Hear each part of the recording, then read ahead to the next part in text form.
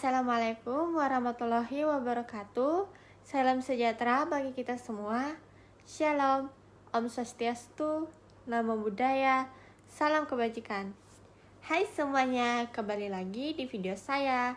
Perkenalkan, kembali nama saya Chelsea Hersa Merlim dengan NIM 4524091079 dari Fakultas Psikologi, Program Studi Psikologi, Universitas Bosowa Angkatan 2024. Nah, kali ini saya akan menjelaskan tentang ukuran kebenaran, klasifikasi, dan hierarki ilmu. Pertama-tama, kita akan membahas tentang ukuran kebenaran. Nah, teman-teman, berpikir merupakan suatu kegiatan untuk menemukan pengetahuan yang benar.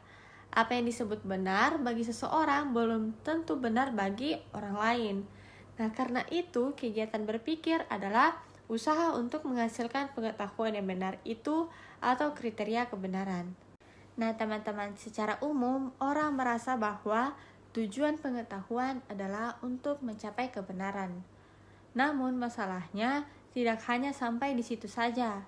Problem kebenaran inilah yang memacu tumbuh dan berkembangnya epistemologi. Telah epistemologi terhadap kebenaran membawa orang kepada sesuatu kesimpulan bahwa perlu dibedakan adanya 3 jenis kebenaran, yaitu kebenaran epistemologis, kebenaran ontologis, dan kebenaran semantis.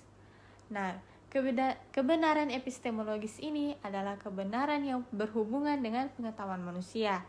Nah, kebenaran dalam arti ontologis adalah kebenaran sebagai sifat dasar yang melekat pada hakikat segala sesuatu yang ada atau diadakan. Nah, kebenaran dalam arti semantis adalah kebenaran yang terdapat serta melekat dalam tutur kata dan bahasa. Nah, namun dalam pembahasan ini dibahas kebenaran epistemologis saja, karena kebenaran yang lainnya secara inheren akan masuk dalam kategori kebenaran epistemologis. Teori yang menjelaskan kebenaran epistemologis adalah sebagai berikut. Nah, teori yang pertama adalah teori korespondensi. Menurut teori ini, teman-teman, kebenaran atau keadaan benar itu apabila ada kesesuaian antara arti yang dimaksud oleh suatu pernyataan atau pendapat dengan objek yang dituju oleh pernyataan atau pendapat tersebut. Nah, dengan demikian kebenaran epistemologis adalah kemanunggalan antara subjek dan objek. Nah, suatu proposisi atau pengertian adalah benar apabila terdapat suatu fakta yang diselaraskannya, yaitu apabila ia menyatakan apa adanya. Nah, kebenaran adalah yang bersesuaian dengan fakta yang berselaras dengan realitas, yang serasi dengan situasi aktual.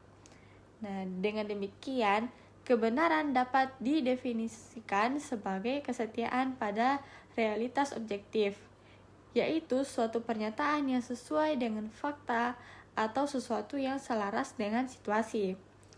Nah, teori korespondensi ini pada umumnya dianut oleh para pengikut realisme.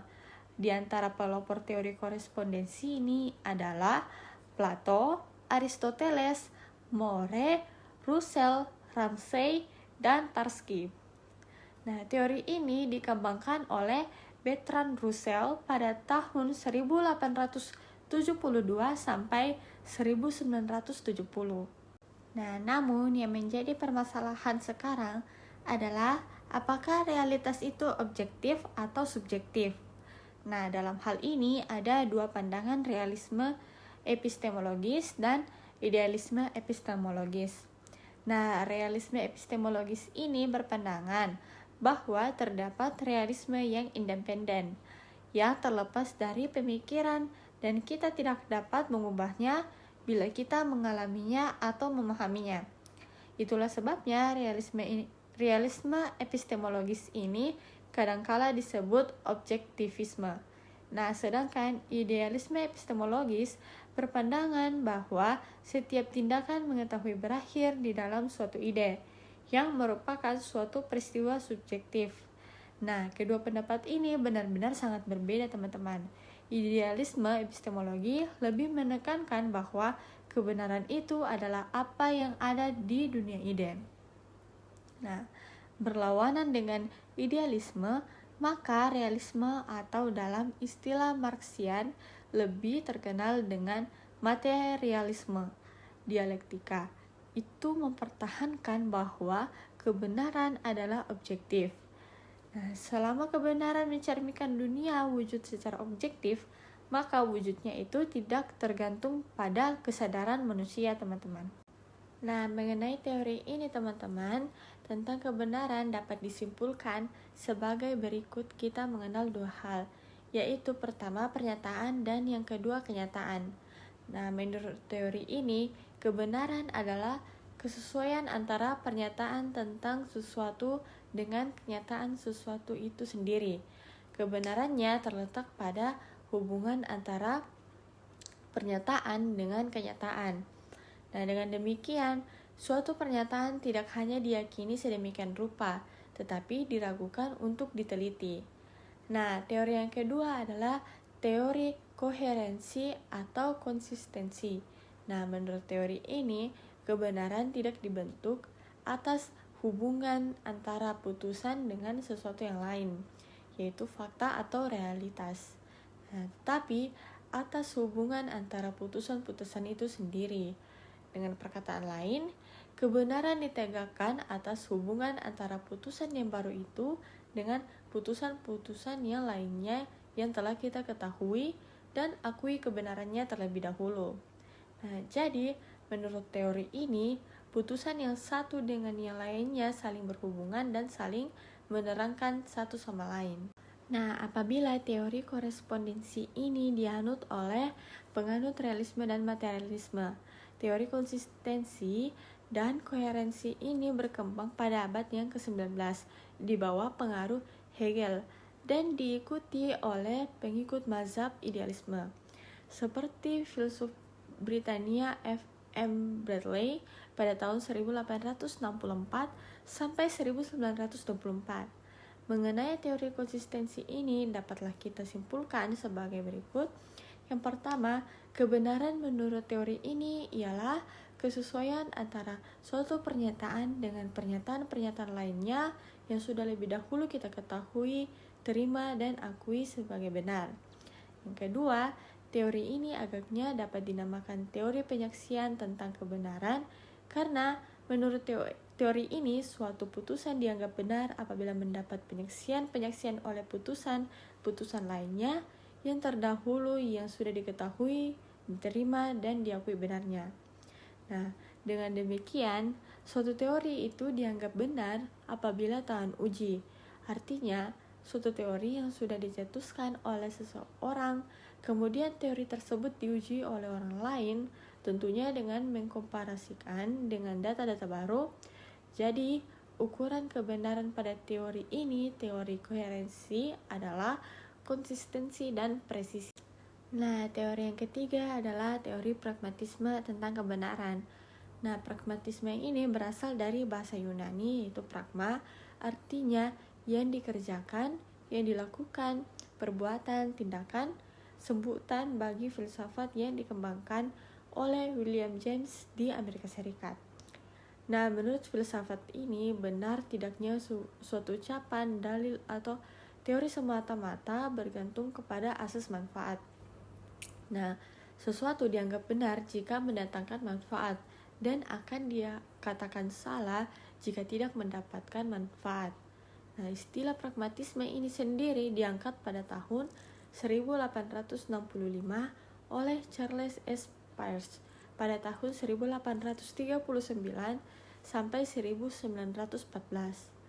Menurut teori pragmatisme, suatu kebenaran dan suatu pernyataan diukur dengan kriteria apakah pernyataan tersebut bersifat fungsional dalam kehidupan manusia. Nah, kebenaran terbukti oleh kegunaannya, oleh hasilnya, dan oleh akibat-akibat praktisnya. Jadi, kebenaran ialah apa saja yang berlaku, teman-teman. Nah, yang keempat adalah agama sebagai teori kebenaran. Manusia adalah makhluk pencari kebenaran. Salah satu cara untuk menemukan suatu kebenaran adalah menemukan suatu kebenaran melalui agama. Agama dengan karakteristiknya sendiri memberikan jawaban atas segala persoalan asasi yang dipertanyakan manusia, baik tentang alam manusia maupun tentang Tuhan. Nah, kalau ketiga teori kebenaran sebelumnya lebih mengedepankan akal, budi, rasio, dan reason manusia, dalam agama yang dikedepankannya adalah wahyu yang bersumber dari Tuhan. Nah, dengan demikian teman-teman, suatu hal itu dianggap benar apabila sesuai dengan ajaran agama atau wahyu sebagai penentu kebenaran mutlak. Oleh karena itu, sangat wajar ketika Imam Al-Ghazali merasa tidak puas dengan penemuan-penemuan akalnya dalam mencari suatu kebenaran. Nah, pada akhirnya Al-Ghazali sampai pada kebenaran yang kemudian dalam tasawuf setelah dia mengalami proses yang amat panjang dan berbelit-belit. Namun, Al-Ghazali tetap merasa kesulitan menentukan kriteria kebenaran. Akhirnya, kebenaran yang didapatkan oleh Al-Ghazali adalah kebenaran subjektif atau intersubjektif. Nah, teman-teman, pada pembahasan kita yang selanjutnya adalah klasifikasi dan hierarki ilmu. Nah, para filosof Muslim membedakan ilmu kepada ilmu yang berguna dan yang tak berguna.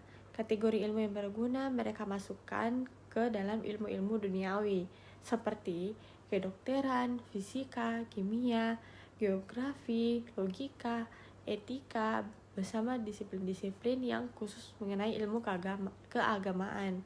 Nah, ilmu sihir, alkemi, dan numerologi dimasukkan ke dalam golongan cabang-cabang ilmu yang tidak berguna, teman-teman.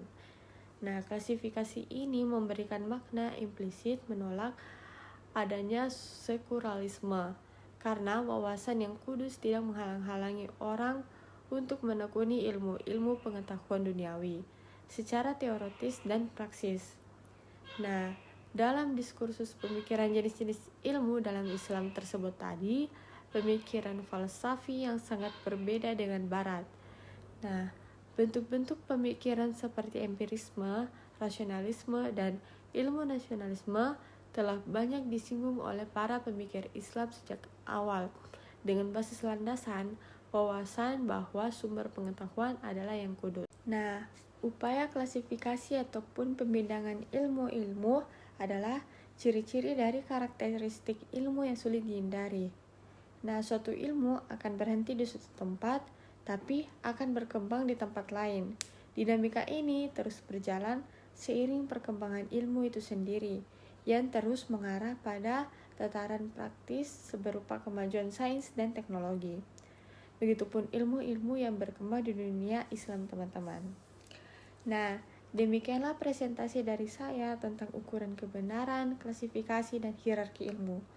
Mohon maaf bila ada salah kata, dan terima kasih sudah menonton video saya. Sampai bertemu di video saya yang selanjutnya. Assalamualaikum warahmatullahi wabarakatuh. Shalom. Bye-bye.